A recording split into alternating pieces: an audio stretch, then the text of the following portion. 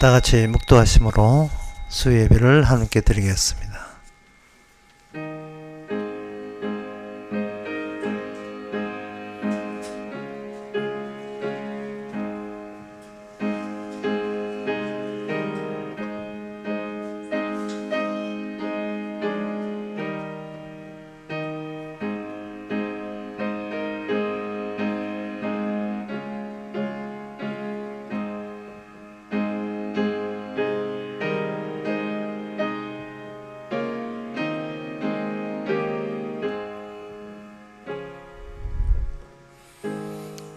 주 여호와여, 내 눈이 주께 향하며 내가 주께 피하오니 내 영혼을 빈궁한 대로 버려두지 마옵소서.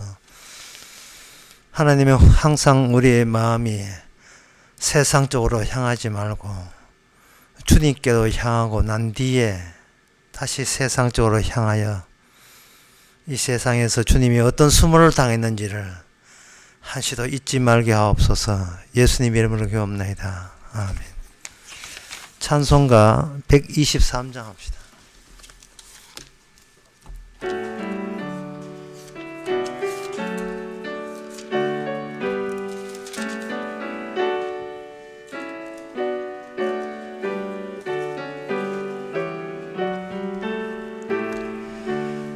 저 들밖에 한밤중에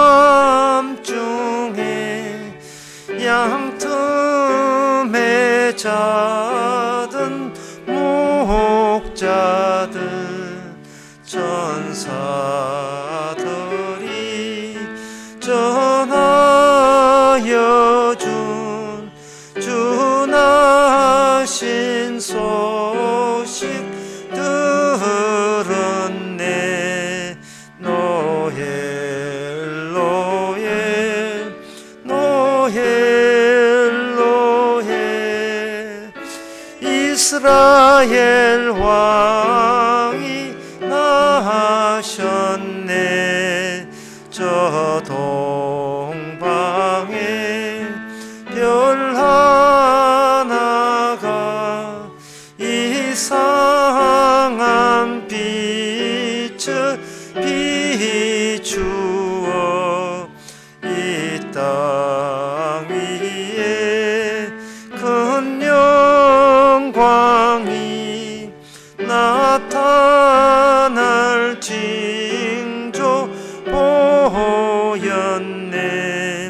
노엘 노엘 노엘 노엘 이스라엘 왕이 나셨네.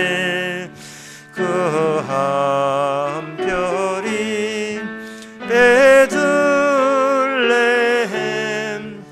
향하여 바로 오더니 아기 예수 누신지 그 위에 오서 멈췄네. 노엘 노엘 노엘 노엘 이스라엘 왕이 나셨네. 동방박산 세 사람이 새아기 보고 절하고 그 보배한 다 열었음 세 가지 예물 드렸네. 노엘 노엘 노엘 노엘 이스라엘 왕이 나셨네. 아멘. 이 시간 함께 기도하겠습니다. 기도 제목은 내가 살아있는 것이 아니고 주님이 살아있습니다. 주님이 없는 사람한테는 자기가 살아있지만 진정 주님이 살아있음을 아는 사람은 주님이 살아있기에 내가 산다는 것을 발견합니다. 주님만 우리 안에 살아있을 수 있도록 다 같이 기도합시다.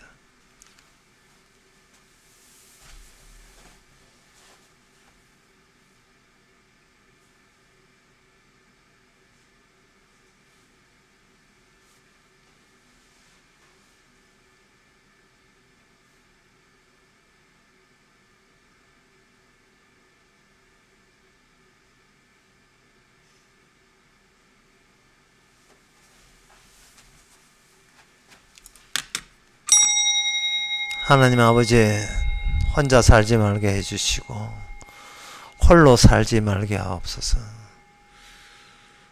옛날부터 전에부터 우리가 혼자였던 적이 없었는데 우리는 세상을 바라보면서 마치 혼자처럼 온갖 염려와 걱정을 홀로 상상해서 자기 것으로 가져오는 오류를 범하고 있습니다. 주께서 일으킨 이고 주께서 살아서 일한 일인 것을 저희들은 늘 받아들이는 저희들 되게 하옵소서. 예수님 이름으로 기도합니다.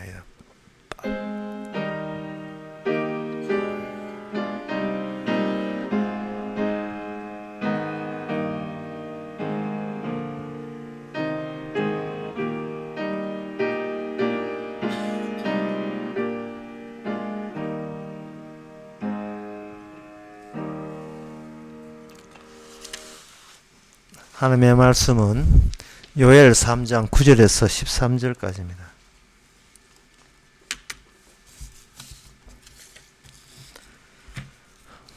너희는 열국에 이렇게 광포할지어다. 너희는 전쟁을 준비하고 용사를 격려하고 무사로 다 가까이 나와서 올라오게 할지어다. 너희는 보습을 쳐서 칼을 만들지어다. 낫을 쳐서 창을 만들지어다. 약한 자도 이르기를 나는 강하다 할지어다. 사면의 열구가 너희는 속히 와서 모일지어다. 여호와여 주의 용사들로 그리로 내려오게 하옵소서. 열국은 동하여 여호사밧 골짜기로 올라올지어다. 내가 거기 앉아서 사면의 열국을 다 심판하리로다. 너희는 낫을 쓰라. 곡식이 익었도다. 와서 밟을지어다. 포도주 틀이 가득히 차고 포도주 독이 넘치니 그들의 악이 크미로다. 아멘. 포도는 이스라엘에 살던 약속의 땅의 추산물입니다. 그래서 추수를 한다는 것은 그동안 키웠던 포도를 다 모으는 일입니다. 농사 짓는 그 과정 그리고 그 마감, 이스라엘 내부에 생존을 위해서 농사 짓는 걸로 그렇게 알고 있었는데 하나님께서는 이스라엘을 통해서 그 타임라인, 전 인류의 전 세계의 타임라인을 이스라엘에 함축시켜 놓았습니다. 시간이 어떻게 시작해서 어떻게 끝났는지, 인류의 역사가 어떻게 시작해서 어떻게 마감되는지 그걸 함축을 해서 하나님과 이스라엘의 관계 속에 그걸 다 내용을 꼬깃꼬깃 거기다가 집어넣었습니다. 그래서 이스라엘에 담겨있던 내용이 이스라엘의 경계선을 넘어서 바깥으로 퍼져버리면 그것은 곧 이스라엘의 개인에 관한 운명이 전체 인류의 운명으로 확대되고 모든 것이 그 운명으로 최종 정리가 되는 식으로 하나님 계획을 하셨습니다. 여기 요엘 우리가 처음 봤듯이 그 메뚜기가 날뛰고 설치는 거, 이게 우선적으로선 이스라엘 그 국가에 관한, 이스라엘 민족에 관한 이야기인데 그것이 결국 전 세계 인류의 마지막 모습으로 이어지도록 하나님은 그렇게 계획 잡아 놓았습니다. 그래서 오늘 본문을 보면서 우리는 이것이 이스라엘 나라에게만 해당되는 것이 아니고 전 인류를 위하여서 이스라엘 통해서 하나님이 미리 예고하시고 예언하신 말씀인 것을 받아들여야 됩니다. 그러면 이것은 하나님이 예언했다는 말은 모든 일의 실행에 있어서 하나님이 주도적으로 먼저 시작을 먼저 하셨다라고 보시면 쉽습니다. 모든 일의 시작은 하나님이 계시를 하시고 우리는 인간은 거기에 말려드는 형식입니다. 하나님께서 이 일을 시작하지 않으면 인간에게는 어떤 일도 일어나지 않습니다. 그런 관점에서 보셔야 돼요. 오늘 본문을 보게 되면 두 민족이 나옵니다. 하나는 이스라엘이고요. 또 하나는 여기 뭐라고 되어 있느냐. 사면에 열국이라고, 열국이라는 그 단어가 나옵니다. 사면의 열국아 너희는 속히 와서 11절에 그렇게 나옵니다. 그리고 9절에도 너희는 열국에 이렇게 광포하라, 널리 전해라 이렇게 되어 있어요. 이스라엘과 그게 맞닿아 있는 국가가 있을 것이고 이스라엘과 맞닿아 있는 그 국가와 맞닿아 있는 더 이스라엘에서 더 보다 멀리 떨어진 민족이 있을 것이고 그 멀리 떨어진 민족과 또 맞닿아 있는 또 그 옆에 나라가 있을 것이고 그러니까 이스라엘 중심으로서 온 열국 모든 이 세상에 인간이 사는 나라는 이스라엘에게 주어졌던 하나님의 예언에 종속되는 겁니다. 그러니까 이건 하나님께서 이스라엘에게 일을 벌리면서 벌어진 그 일이 전 인류에게 다 퍼져나가는 거예요. 타임라인을 통해서 시간의 경과를 통해서 결국은 다 끝을 보시는 겁니다. 오늘 본문의 13절에 보면 너희는 낫을 서라. 낫을 서라는 것은 추수할 때 낫을 쓰지요. 포도를 땁니다. 곡식을 따고 포도주를 하는데 이 포도주 틀이 가득 차면 거기서 포도주가 생산돼야 되거든요. 근데 이거는 이스라엘 나라가 아까도 말씀드리면 그 포도주 생산지인 이스라엘 나라에 국한된 일이 아니고 포도주 이야기하면서 이걸 인간의 악을 얻고 포도를 악을 얻고 전환시키고 추수하는 것을 전 세계에 대한 멸망으로 그렇게 간주하십니다. 아까도 말씀했습니다. 이스라엘에 일어난 이스라엘 역사 속에 뭔가 함축되어 있는 거예요. 드디어 함축되어 있는 것이 드디어 공개될 그날이 온다 이 말이죠. 똑같은 사정이 여기 12절에 나옵니다. 열국을 동하여는 움직여서 여호사밧 골짜기로 올라올지어다. 이런 일을 실시하고 주도하는 것도 역시 하나님께서 먼저 시작을 하시는 거예요. 여호사밧 골짜기는 이스라엘에 있는 골짜기, 이스라엘 나라에 있는 골짜기입니다. 그 여호사밧 골짜기가 유명하게 된 것은 역대하 20장 17절에서 20장 전체를 보게 되면 거기에 모압과 암몬과 그리고 마온 사람 그리고 세일이라는 것은 에돔 사람 밑에서부터 이스라엘 남쪽에서부터 에돔, 모압, 암몬 이렇게 그 나라가 나란히 붙어 있어요. 그 붙어 있는 나라, 이스라엘과 맞대어 있는 나라와 이스라엘 사이에 일어나는 그 전쟁이 전형적인 하나의 시범 케이스가 되어가지고 이제는 온 세계에 대해서 그들이 모든 민족이 멸망하는 그러한 그 테스트로 이스라엘에게 먼저 일어났다는 겁니다. 이 세상의 모든 민족이 멸망한다. 그 이유가 궁금해? 그 이유가 뭔지를 몰라? 그러면 이스라엘과 접해 있던 모압과 암몬과 그리고 에돔 나라가 이스라엘과 전쟁할 때 그 특이한 전쟁의 승패가 특이하게 갈라지거든요. 거기에서 나오는 도출된 원칙이 온 인류를 멸망시키는 원칙, 동일한 원칙으로 하나님께서 사용하십니다. 하나님께서 러시아하고 싸운다든지 네덜란드하고 싸우다든지 우간다하고 싸우든지 뭐 미국하고 싸우든지 북한하고 싸우든지 하나님이 싸울 때는 동일한 원칙으로 싸우시는 거예요. 그게 엘리사벳 전쟁, 그 엘리사벳 골짜기에 있었던 여호사벳 사밧 골짜기에 있었던 그 전쟁에서 그것이 구체화되었습니다. 그러면 그 전쟁은 어떻게 이루어지는가? 같은 말로 이 세상은 어떻게 왜 멸망하고 어떤 방식으로 멸망하는가? 같은 말입니다. 그 전쟁에서 하나님은 어떤 방식으로 전쟁을 했는가? 역대하 20장 17절에 보면 이렇게 되어 있습니다. 이 전쟁에는 너희가 싸울 것이 없나니. 이게 원칙이에요. 전쟁을 시작하는 것은 이스라엘이 아닙니다. 뭐 이스라엘은 전쟁하고 싶어서 환장한 나라가 아니에요. 평화로운 게 뭐든지 인간은 평화로운 게 최고지. 싸움하고 투쟁하고 시비 걸고 하는 건 짜증나요. 층간소음 아주 짜증납니다.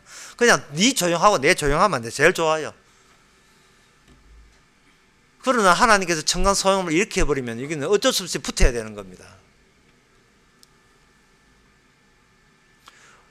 하나님의 뜻은 인간들로 하여금 어쩔 수 없이 분노를 유발해가지고 그 유발한 그들이 어쩔 수 없이 어떤 특정 장소로 유인되게 만들어버리고 그 유인된 장소는 그래서 갇힌 장소가 되고 갇힌 장소에서 그들을 몰살하는 방식을 하나님께서 전쟁할 때 마지막 전쟁을 그런 식으로 이끌어 가십니다. 방금 제가 이야기한 것이 길게 이야기했는데요. 첫째는 분노가 일어난다. 분노가 일어나서 그들은 못 참게 한다.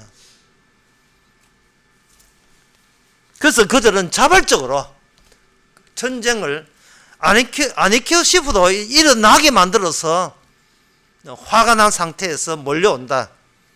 몰려왔을 때 하나님 보시기에 잘됐다. 한 곳에 다 모여라. 다 모였지, 그지? 한꺼번에 다 죽여줄게. 이 방식을 하나님께서 사용하시는 거예요. 그러니까 유인하는 요인이 뭐고 그 분노를 유발하게 하는 원인이 뭐냐? 이스라엘의 그 역대하에 보면 전쟁 방식이 이렇게 되어 있어요. 다시 말씀드리겠습니다. 이 전쟁은 너희가 싸울 것이 없다. 이 전쟁을 벌리면 무기가 있어야 되는데 하나님께서 이스라엘을 앞장세워서 벌이는 무기는 이스라엘아 너희들은 어떤 무기도 사용하지 마 라는 방식으로 전쟁을 벌리는 겁니다. 어떤 무기도 사용하지 마.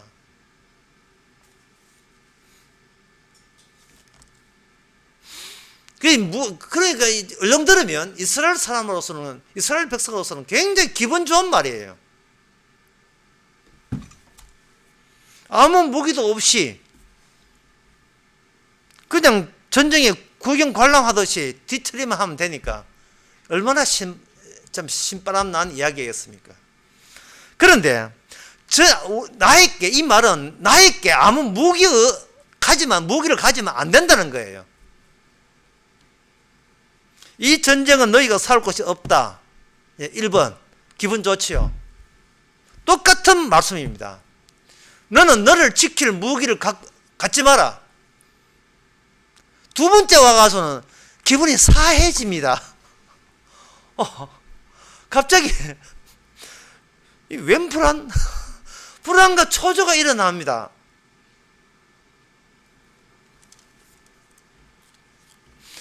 똑같은 말 세 번째 하겠습니다. 첫 번째 다 잊어버렸죠. 첫 번째는 이 전쟁은 네가 싸울 곳이 없다. 두 번째는 너를 지킬 만한 무기를 네가 갖지 마라. 세 번째, 똑같은 말인데 세 번째는 네가 그동안 너를 지킨 무기를 내가 뺏어버리라.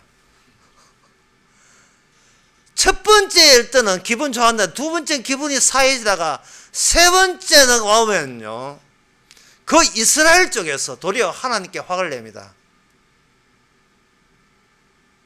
난 하나님께 분노합니다. 하나님은 말합니다. 바로 그 분노, 바로 그 분노야. 바로 그거야. 네가 적들과 싸우시기에는 너는 나와 너와 싸워야 돼요. 이 세상에서 무기라는 것은요, 지킬 만한 게 있기 때문에 무기를 만들어요. 그럼 뭐를 지키고 싶은가? 인간은 태어나면서 자기 외에는 지킬 필요가 없어요. 나를 지키기 위해서 필요한 무기들을 계속해서 발전시키고 이걸 끌어모으는 겁니다. 컴퓨터에서 그 전쟁 게임 할 때 아바타에다가 무기 돈 주고 사잖아요. 그거 왜 삽니까? 나를 지키기 위해서. 게임 주인공이 나니까 나를 지키기 위해서 무기 사는 거예요. 그런데 주님께서 말씀하시기를 네 소속이 내 소속이야. 그렇다면 너를 지키는 무기를 갖지 마. 이걸 다른 말로 하면 너는 너를 지킬 자격이 일체 없어, 이 말이죠. 다시 말해서 너는 네가 이기냐 소실냐를 계산할, 카운트할 그런 대상자도 아니야. 그렇지 않으면 너는 이 거룩한 하나님의 전쟁의 무기가 될 수 없다는 겁니다. 무기를 빼는 그것 자체가 무기가 되게 하는 거예요. 그러면 평소에 자기를 지키려고 했던 인간에게 하나님에 의해서 무기가 빼앗기게 되면 그 사람은 얼마나 허전하겠습니까? 불안하겠습니까? 심지어 불안을 넘어서서 하나님께 대들고 반항할 겁니다.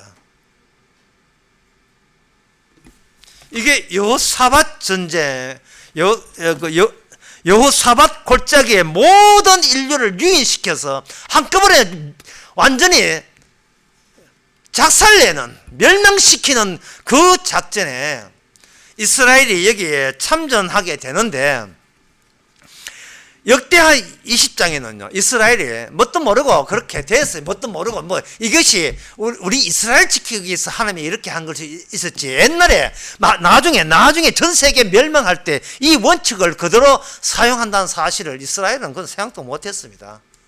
전에 일어났던 하나의 그러한 하나님이 일으킨 사건의 작은 원칙 중에 하나를 이제는 마지막 때는 모든 민족을 멸망시키는데 동일하게 다 적용시키거든요. 그 원칙이 무엇이냐 하는 겁니다. 그래서 그 여호사밧 전쟁을 다시 한번 볼 필요가 있는데요. 이 전쟁에 싸울 곳이 없다고 17절에서 그렇게 이야기해 놓고, 그 다음에 어떻게 했느냐 하면은 이스라엘 백성들을 하여금 찬송을 부르게 만들었어요. 찬송이라 하는 것은 모든 일이 마무리될 때 부르는 겁니다. 주께서 개입하셔서 이렇게 아름답게 모든 일이 전쟁이 끝났습니다 라는 그거는 전쟁이 끝났을 때 불러야 되는데 이스라엘로 하여금 그걸 미리 부르게 해요. 그러니까 이게 이스라엘 입장에서는 정말 황당하기 짝이 없습니다. 자기 눈으로 목격하고 그 다음에 믿겠다는 것이 이게 인간들의 마음이잖아요. 그런데 이스라엘이 제대로 이스라엘 되려면, 하나님의 무기가 되려면 인간들이 생각하는 그것을 주님 앞에 다 빼앗겨야 됩니다. 자, 우리가 알다시피 오늘날 우리가 지키려고 하는 우리의 무기는 뭡니까? 굳이 제가 말씀을 드려야 되겠습니까? 힌트를 드린다면 한글로 한자입니다. 돈입니다. 돈.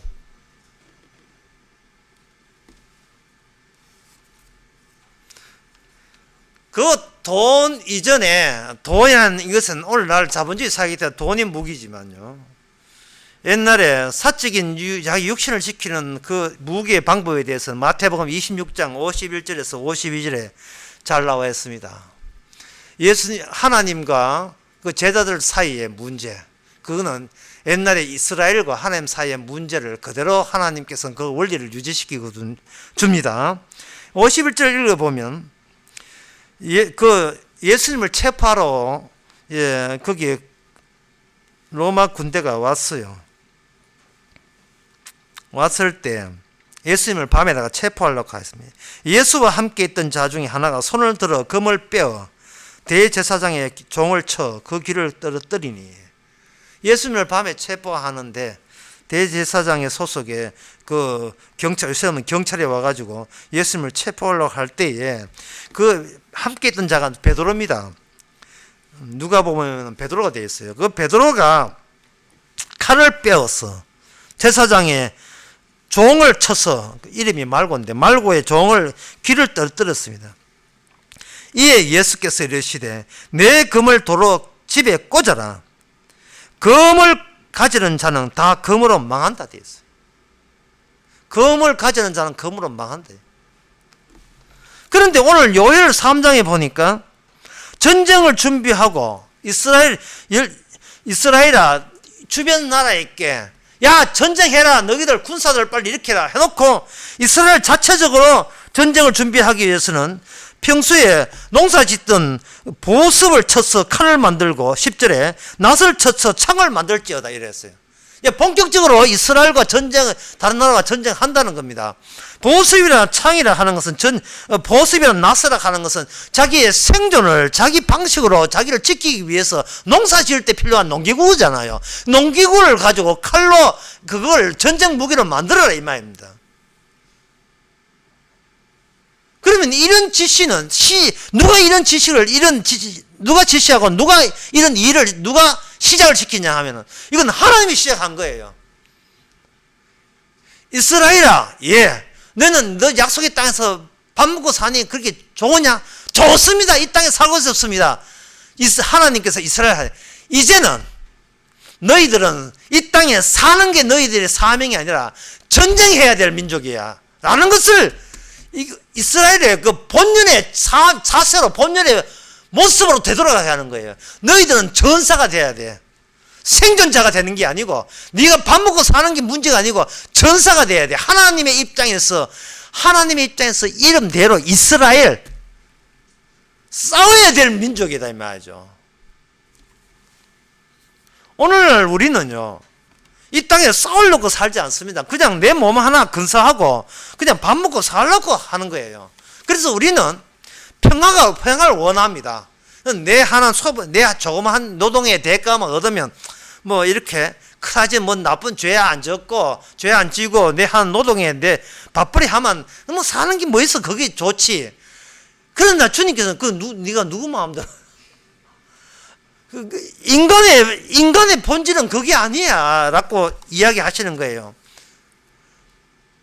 분명히 여기 요일서에서는 보습을 쳐서 칼을 만들고 낫을 쳐서 창을 만들려 해놓고는 예수님께서 그 베드로한테는 칼로 쓰는 사람, 검을 쓰는 사람 검으로 망한다는 거예요.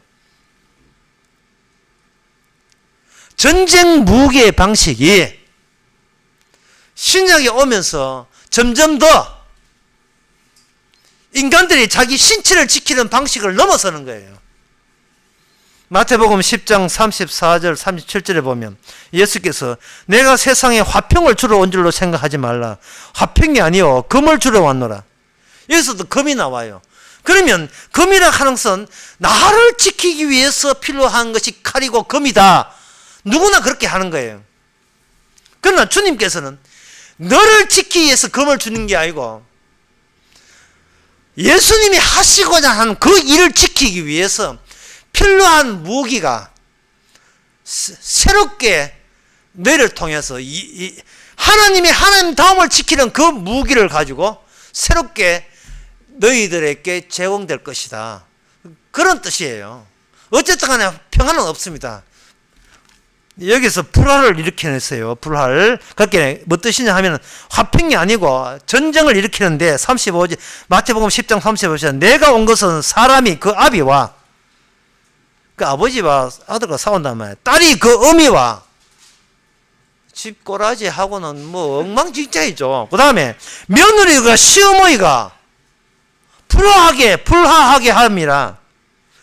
거기다가 결정적으로 사람의 원수는 자기 집안 식군이라 되어 있어요. 사람의 원수가 자기 집안 식구로 되어 있죠. 아멘은 좀 성급합니다. 더 나갑니다. 뭡니까? 너의 원수는 바로 너라는 거예요. 나를 지키고자 하는 나와 나는 지킬 대상도 아니야. 나는 망해야 돼 하는 그 나 사이의 전쟁. 그래야 그런 나가 될 때만 우리가 하나님의 제대로는 이스라엘, 하나님의 전쟁의 무기가 됩니다. 주님이요, 저 같은 것은 지킬 필요가 없습니다. 지금 자본주의 사회에서 번역하게 되면 저한테는 돈 손에 나도 그것도 주의 뜻입니다. 이렇게 되는 거예요. 이게 절대로 과격하다고 생각하지 마서 이게 현실적으로 일어난 일입니다. 사도행전 7장 57절 58절에 보면 그게 누가 나오냐? 스데반 집사가 나와요. 스데반 집사가 나오는데 스데반 집사에게 사람들이 뭐를 들고 나오는 돌을 들고 왔습니다. 사도행전 7장 58절에 그들이 달려들어 성 밖에 내치고 돌로 칠세. 돌로 쳤다며 스데반 집사에게. 그러면 스데반 집사가 갖고 있는 무기는 뭐냐? 놀랍게도 스데반 집사의 무기는 뭐냐? 죽음을 통과한 거예요. 죽음을 통과해서 죽음 뒤에 기다리고 있는 예수님을 만난 게 무기예요. 여러분, 죽음을 통과하지 아니하면 주님을 만날 수가 없습니다. 스데반 집사의 무기는 뭐냐 하면은 십자가로 주님이 죽었던 그 동일한 죽음 속에 들어가는 게 무기였고, 그걸 바로 자살해서 주님 만나는 게 아니에요. 주님이 죽게 했던 그 상황, 동일한 상황, 십자가 상황에 합류함으로 말미암아, 그 죽음에 합류함으로 말미암아, 그 뒤에서 어서 오너라 하고 두 팔 벌려 기다리고 있는 부활의 주님과 함께 할 수 있게 된 거예요. 이걸 기쁜 소식이라고 이야기하는 겁니다. 기쁜 소식. 예수님을 죽게 했던 그 죽음이 너를 살게 하는 유일한 출구가 되는 거예요. 입구가 되는 거예요. 천국의 입구. 그 입구에 들어가게 되면, 들어가자마자 주님께서 와락, 오늘 제목을 와락이라 하고, 와락 안아주시는 겁니다. 스데반 집사가 죽고 난 뒤에 주님께서 그 전에 이미 봤어요. 주께서 하늘에서 인자가 스데반 집사를 보고 빨리 오라고 하는 거예요. 스데반 집사는 자기에게 돌이 없어요. 방패란 돌이 없어요. 그게 스데반 집사의 무기입니다. 그게 여호사밧 전쟁이에요. 자, 이 여호사밧 전쟁을 다시 한번 봐야 되는데요. 역대하 20장에 보게 되면 전쟁의 진행 과정이 이렇습니다. 전쟁을 어떻게 했냐 하면은,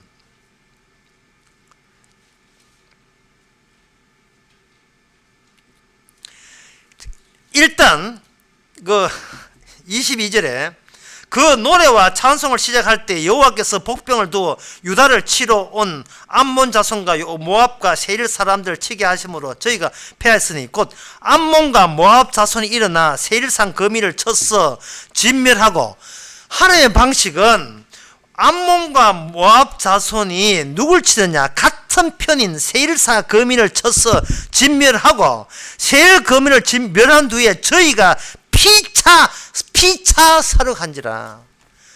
예? 자기들끼리 전쟁을 벌리는 거예요. 이유는 단 한 가지, 이스라엘과 인접했다는 이유 때문에. 지금 이스라엘은 하나님의 일을 벌립니다. 이스라엘과 인접함으로 말미암아 하나님께서는 이스라엘을 통해서 전쟁을 의도적으로 일으켰어요. 이스라엘이 전쟁을 일으키고 싶은 게 아니고 이스라엘 하나님이 의도적으로 알아서 전쟁을 일으킨 겁니다. 그 전쟁을 일으키면서 전쟁하는 방식을 이스라엘에게 알려주는 거예요. 이 전쟁에 대해서 너희가 싸울 것이 없다. 싸울 것이 너희들이 무기를 갖지 마가 무기예요, 그게. 그러니까 이거는 이 말은 달리 말해서 뭐냐 하면은, 이스라엘아, 나는 이방 민족은 스스로 자기를 지켜야 된다는 거예요. 왜 그들은 지킵니까? 자기가 유일하게 모든 인생을 걸면서 유일하게 지키고 싶은 것은 오직 자기 자신밖에 없기 때문이에요. 나보다 더 소중한 건 없기 때문에. 나야 나, 가장 나야 나. 예? 자기 평생을 다해서 마지막 떨어내고 잘라내고 그래도 모든 걸 포기하고 다 줘버려도 마지막 갖고 싶은 것은 나 하나뿐입니다. 나 하나뿐이에요. 이게 인간입니다. 그리고 사람들은 그걸 정상으로 여깁니다. 이게 멸망의, 하나님 앞에서 저주받고 멸망의 요소가 원인 제공이 된다는 사실을 사람들은 상상을 못해요. 타고났으니까요. 이걸 의심하고 이게 문제 있다고 누가 그걸 생각하겠습니까? 그래서 이스라엘도 마찬가지 똑같이 된 거예요. 그래서 하나님께서 이스라엘답기 위해서 하나님이 알아서 먼저 전쟁을 일으키면서 특이한 전쟁 방식을 사용해버리는 겁니다. 자기들끼리 죽게 만들어요. 자기들끼리 죽게 만드는 거. 그걸 저는 내자로, 오늘날 현대에 비춰서 내자로 말씀드리겠습니다. 그게 자본주의예요. 자본주의. 돈 없이는 못 살아요.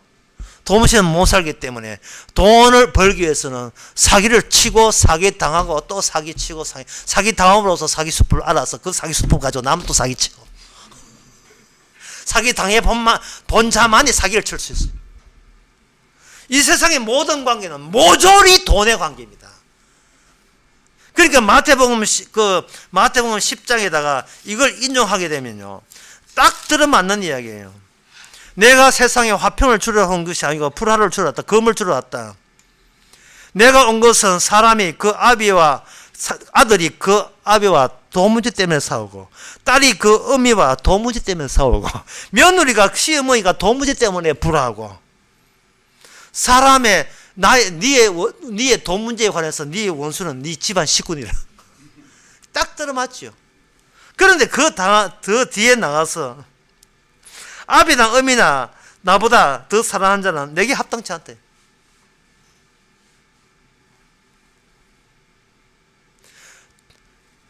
그 다음에 이 38절에 자기 십자가를 지고 나를 쫓지 않는 자는 내게 합당치 않다. 인간들은 자기 지킬 유일한 이유가, 내가 이 땅에 살아가는 존재의 의미 유일한 이유가 나를 살리기 위함이거든요. 그 나를 살린다고 교회 오잖아요. 여러분 빼놓고, 예. 우리는 개척교회 빼놓고요.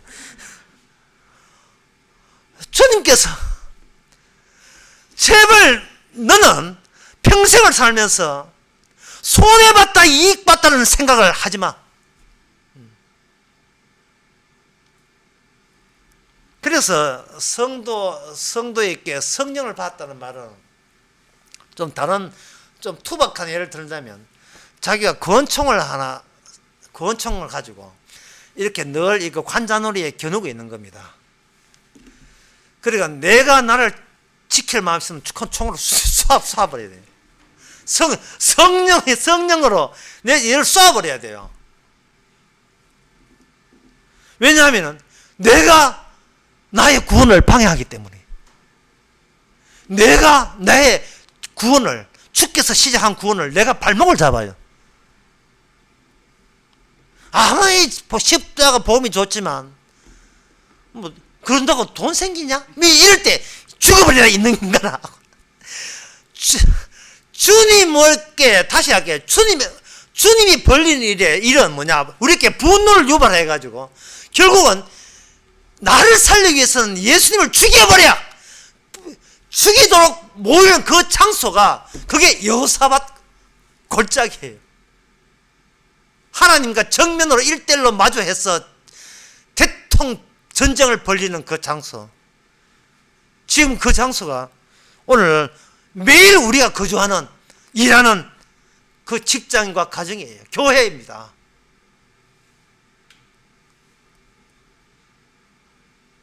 목사가 돼가지고 교회 언제 부흥되냐 할 때 어떤 건청해가지고 자기를 쏴 죽여버려야 돼. 예. 왜? 그게 뭐는 마태복음 10장에 나오는 자기가 자기에게 원수가 되는 겁니다. 누구든지 자기를 미워하지 않으면 얻을 수 없다. 생명을 얻을 수 없다는 거예요.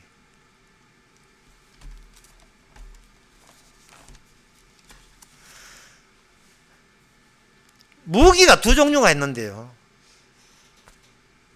살고자 해서 내가 갖고 있는 무기와 나를 죽이는 무기를 주께서 제공했던 그 문제인데, 나를 죽인다는 말은 평소에 나는 살기 위해서 돈이 필요하고 살기 위해서 칼이 필요하다, 살기 위해서 많은 친구들이 필요하고 권력이 필요하다 라는 점에서 형성된 그 자아상, 자아정체성. 예. 나라는 것은 내가 살기 위해서 필요한 것들이 있을 때 그게 나답다고 형성된 그 나는 하나님의 창조의 원리에 의합니다. 창조의 원리에 어긋나요. 그래서 이제 제가 말씀드린 것은 포도주 이야기를 해드려야겠어요. 그 포도주 이야기를 할 때 이제 그게 오늘 본문에 나오는데요. 요엘 3장 여기 이제 그 13절에 보면 너희는 낫을 서라 곡식 이었도다 와서 밥을 지어다 포도주 틀이 가득히 찼고 포도주 독이 넘치니 그들의 악이 큼이라 했어요. 결국 여호사밧 골짜기에도 갇혀있는 한 곳에 갇혀있는 형국이라면 포도주 틀도 그 생산된 포도는 모두 동일하게 포도주 틀 안에 바깥으로 못 튀어나오도록 꼼짝 마라 하는 데는 그 안에 갇혀 있어야 돼요. 그러니까 이게 요한계시록에 보면 어떻게 완성되느냐 하면 요한계시록 17장, 18장, 19장에 보면 마지막 때는 모든 나라가 자본주의에 모두가 거기에 다 갇혀 있어요. 자본은 모든 인간관계가 돈과 돈으로 유통되는 관계예요. 우리 오늘부터 친구하자. 이 뭐 뜻입니까? 내 돈 아쉬울 때 좀 빌려줄 수 있는 친구냐, 뭐 그런 것을 내다보죠. 이러려면 우리 헤어져. 무슨 뜻일까요? 더 이상 니한테 빼먹을 돈이 안 나온다는 뜻이. 돈은 어디에 필요하냐? 이 땅에서 나를 지키기 위한 필요할 때 돈이에요. 나를 지키기 위한. 스데반 집사를 죽였던 그 유대인들이 돈을 왜 갖고 있습니까? 스데반 집사의 말이 올 것 같으면 본인들은 지옥 갑니다. 지옥 가면 나를 지킨 게 헛사가 돼요. 그동안 하나님 믿고 열심히 찬송하고 열심히 예배 드렸던 괜찮아 보이는 나를 지키기 위해서는 내가 나를 지키는 방식과 다른 방식에 대해서는 돌로 쳐 죽여서 죽일 수밖에 없는 거예요. 내가 살기 위해서는 나를 비난하는 저쪽을 죽일 수밖에 없는 겁니다. 그런데 스데반 집사 보세요. 본인이 자기 지킨다고 날라온 돌 찌가지고 거기다가 돌 버리고 그게 다이아몬드 만들어가지고 지가 도로 던져가지고 그들에게 복수했습니까? 아니잖아요. 자리끄러 인간들 하고 자기는 죽음이라는 어떤 보이지 않는 현실 속 십자가 아니라는 그들 눈에 보이지 않는 십자가 아니라는 그 죽음 안으로 쏙 들어가버리고 말았어요. 이건 마치 애국 군대가 홍해를까지 왔는데 홍해 바다를 건너지 못하는 상태와 똑같은 상태예요. 여기서 스톱. 왜? 구름기둥과 불기둥이 가로막았으니까. 요단강도 마찬가지예요. 요단강도 이거는 건널 수 없는데 건너가잖아요. 인간이 자기가 자기를 지키는 데는 절대로 들어갈 수 없는 곳, 그게 바로 하나님이 하나님 다움을 지키는 무기입니다. 다른 무기 필요 없어요. 내가 나를 지키지 않는 이것이 평생에 내가 그렇게 얻고자 하는 기쁨과 감사와 찬송이 바로 모든 것이 내가 나를 안 지키면 되는데, 이게 예수님 가시는 그 방법인데, 그 길인데, 그게 좁은 길이고 찾는 지가 적는 그 길인데, 왜 나는 그걸 몰랐을까? 이제라 알았으니 기쁘다.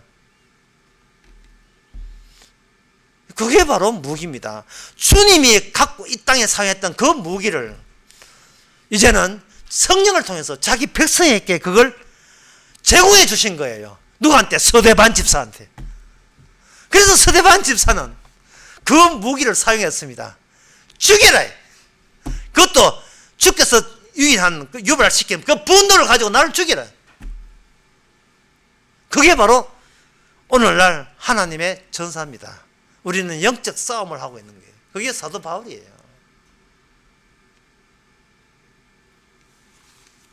그래서 지금 오늘 성도는 어떻게 사는가? 세상에 나와서 그들의 분노를 유발하세요. 그들의 분노를. 왜냐하면 그들은 모든 말과 태도에서 최후로 나는 나를 건져야 되겠다는 그 방식이거든요. 근데 그 방식인데 성도는 내한테 어떤 이익이 된다, 손해가 된다, 그 자체를 생각을 안 하고 있으니까요.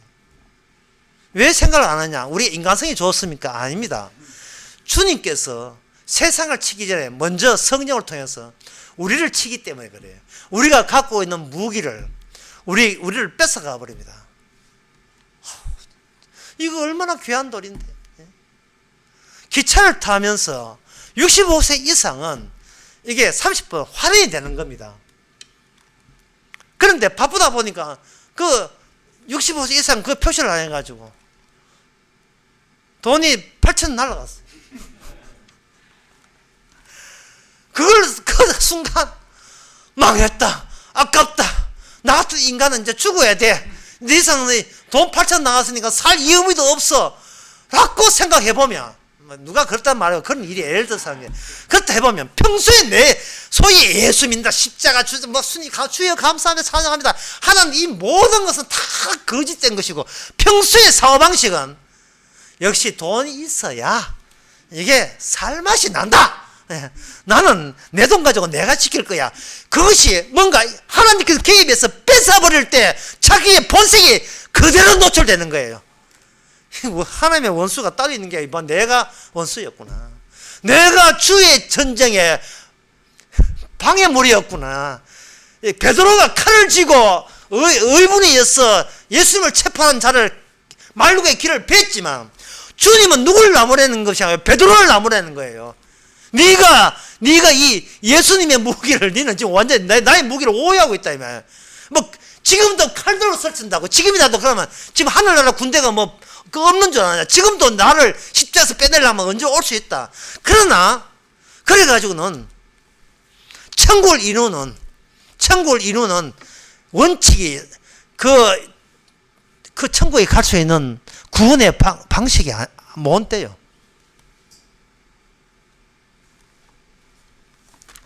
이건 상당히 어려운 이야기인데요. 그 창세기 2장 14절에 보면, 그냥 어려운 거니까 그거 듣기만 하세요. 창세기 2장 14절. 그 에덴 동산에 유브라다 강이 나오잖아요. 유브라다 강에 요한계시록 9장 14절에 보면 그게 또 나와요. 이게 뭐냐면, 하나님은 모든 일을 할 때에 처음 좋았던 그 창조의 원리 원칙을 하나님께서는 양보하거나 포기한 적이 없습니다. 왜 심판하느냐? 너희들이 창조 원리를 위반했잖아. 그러면 심판하시는 분은 누구냐? 이 땅에서 아무 무기 없이 약한 모습으로 돌아가신 그분이 요한계시록 19장 16절에 이렇게 되어 있습니다. 그 입에서 이한 날쌘 금이 나오고 그것으로 만국을 치겠고 친히 저기를 철장으로 다스리며, 시편 2편에 나오는 그 예언이죠. 철장을 다스리며 친히 하나님, 전능하신 하나님 맹렬한 진노를 포도주 틀을 밟겠고, 그 옷과 그 다리에 이름 쓴 것이시니 만왕의 왕이요 만주의 주라.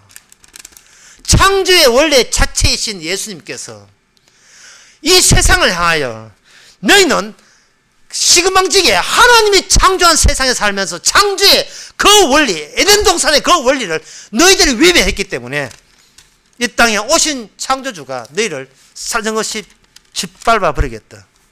이 계획은 지금껏 취소된 적이 없습니다. 똑같은 인간들끼리 똑같이 죄짓는 인간끼리 그렇게 평화롭고 안심하고 뭐 유엔 연합회가 회의하고 뭐 아무 소용 없어요. 데살로니가 후서 1장 7절에 보면 주께서 저의 능력의 천사들과 함께 하늘로부터 불꽃 중에 나타나실 때 8절에 보면 하나님을 모르는 자들과 우리 주 예수의 복음을 복종치 않는 자들에게 형벌을 주시리니. 복음이 뭐냐? 복음을 모른다고 형벌을 주신다. 복음이 뭐냐? 스데반 집사한테 물어보세요. 복음이 뭔지.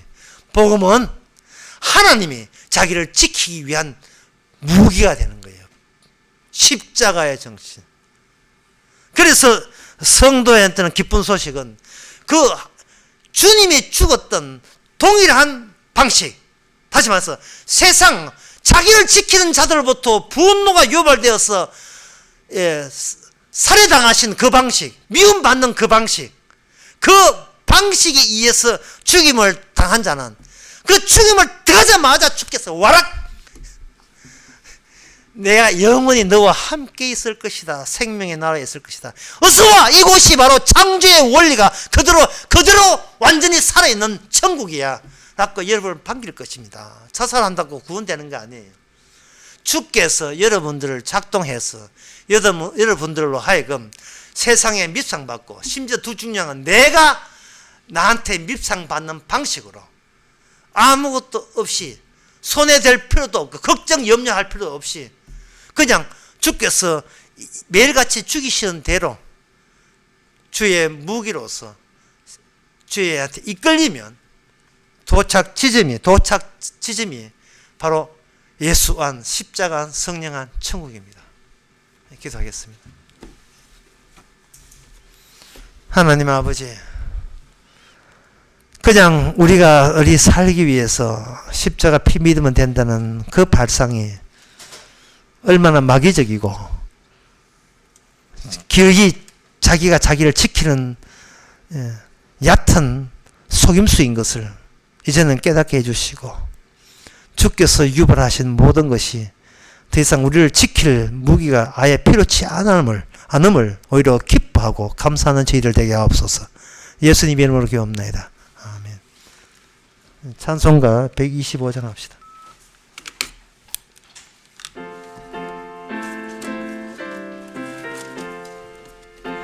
가사를 생각해 보세요.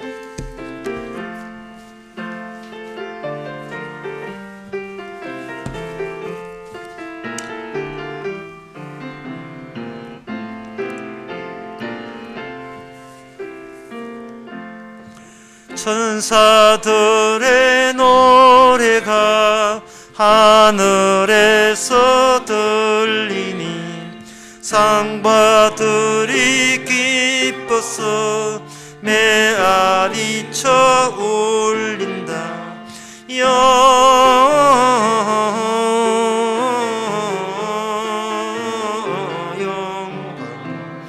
높이 계신 주께 영광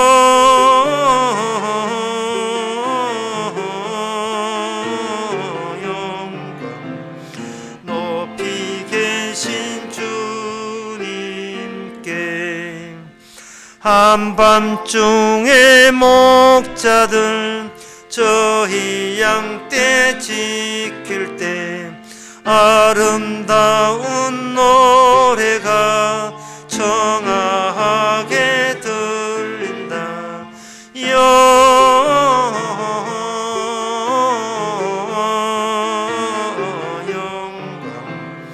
높이 계신 주께 영광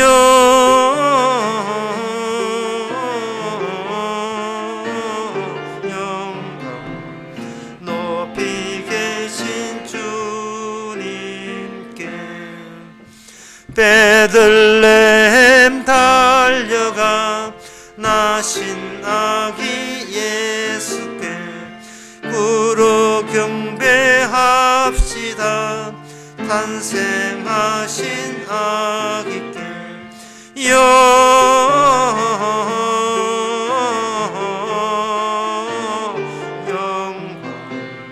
높이 계신 주께 영광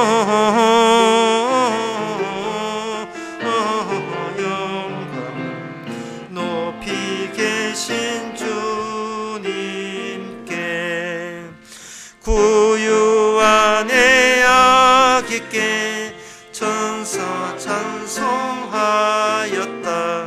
우리들도 주님께 기뻐 찬송 부르자.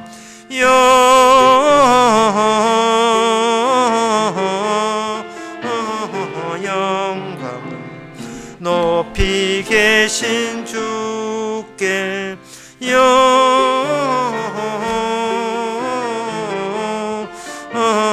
영광을 높이 계신 주님께. 아멘. 기도합시다. 지금은 우리 주 예수 그리스도 은혜와 하나님의 크신 사정 성령과 성령의 충만하심이 주께서 어떻게 살아가는지를 다시 한번 우리한테 비춰보는 모든 성도에게 함께 있을지어다.